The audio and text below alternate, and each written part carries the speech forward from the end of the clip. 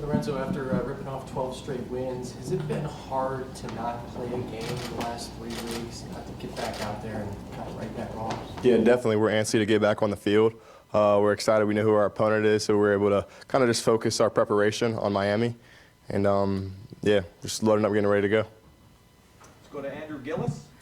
When you look at what Tony has done for Miami, what stands out to him, or what stands out to you about him and all the ways that they're able to use him? Yeah, a lot of the offense is going to go through him. He's like a go-to guy for him.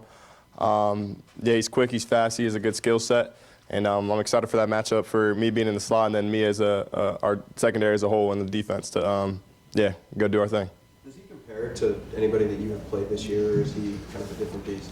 No, I think he has a different skill set than a lot of the guys we played this year.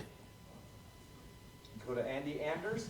Now, obviously, you guys are going to work through your own issues defensively always, but is there an extra emphasis on giving the offense a good look right now as it tries to work through some of the red zone stuff, some of the things that's given them trouble in the last recently? Yeah, definitely. Everyone on our team has a role to do. Sometimes we're going to, especially with this time off, we had a chance to go against the offense, and we all have a bunch of things I got to get better at, and red zone was one of those things that we're trying to improve on. But the scout team has been very important for them to do their job, and they've been doing that all year.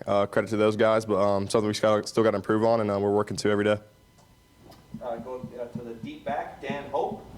Lorenzo, a lot of the seniors talked last year about, when it got to this point of the year, about motivation of just wanting one more game with the guys. For you being a senior, how much of a motivator that is every game knowing we're playing for one more shot? Yeah, for me, it means a lot.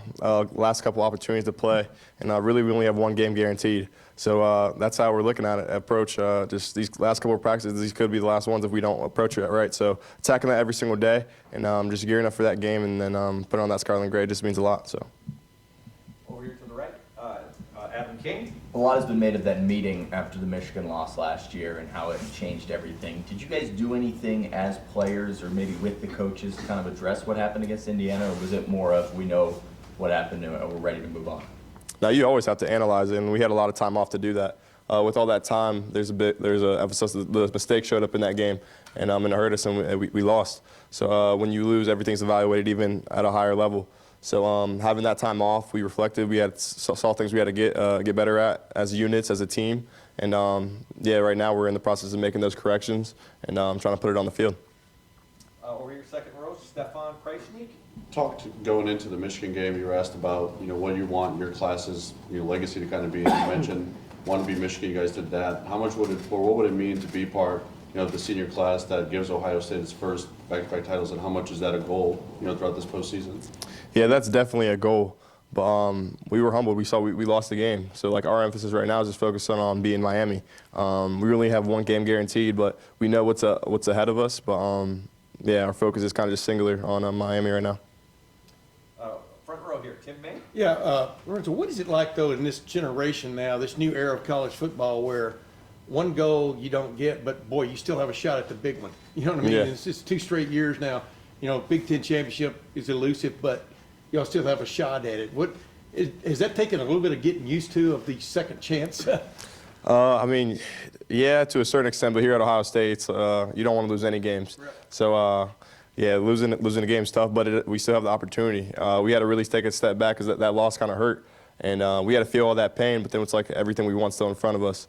I'm happy to be Michigan, so that felt great. We got that one done, and now our next goal is ahead of us, so trying to move through there. And was watching that game Saturday, was that eye-opening to you, getting to watch who you're going to play next? I mean, did you kind of need that? I know you're going to get to watch video and stuff, but seeing Miami do what it did. Yeah, so I really don't watch a lot of game copies. So watching the actual TV copy of the game they gave, you just heard about the players a little bit, heard about their stories and stuff. I know some guys were looking here at Ohio State, or just hearing about some of the guys and their skill set over the year that you wouldn't get to hear unless you were just watching the game. So being able to watch it, it definitely gave some extra preparation. Over here, second row left, Doug Lesmerises. Lorenzo, I guess maybe you were like 4 months old when the game was played between Ohio State and Miami. But growing up in a Buckeye family, does Ohio State, Miami conjure anything for you? I mean, definitely. I mean, just watching some of the players come out of Miami, Ed Reed, Ray Lewis, hearing about a lot of those guys, the great players there. So this is a kind of a big rivalry. And I don't want to call it a rivalry necessarily, but a big matchup. And being able to play this team, these two historic brands, it's it's just a blessing to be in this opportunity, to have this opportunity to even play in this game. Scotty, how are you looking on your end? We have 3 questions. First will come from Dan Toratora. Dan, go ahead. Lorenzo, just looking at the whole road here, I know you said, going through that loss obviously taught you something, but what has this entire season and the body of work taught you about who the Buckeyes are as you step into this matchup, knowing that, like you said, you only have one promised and you have to take care of business if you want one more? I think the loss kind of brought us closer as a team. A lot of the guys on the team, when you lose, the spotlight gets put on you, so some backlash for a lot of the guys. So we had to stick together and rally together.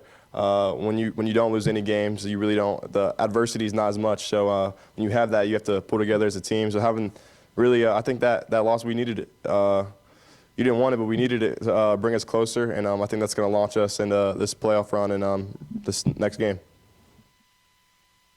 Our next question will come from Joe Reedy. Go ahead, Joe. Lorenzo, just what's it like been playing for Coach Patricia this season, and his enthusiasm for being back in a college game? Has that surprised you any? It's been a blessing. So prior to this, I really didn't have any expectation of what to expect from Coach Patricia, but he's been great. He's been pouring into us a lot as young men.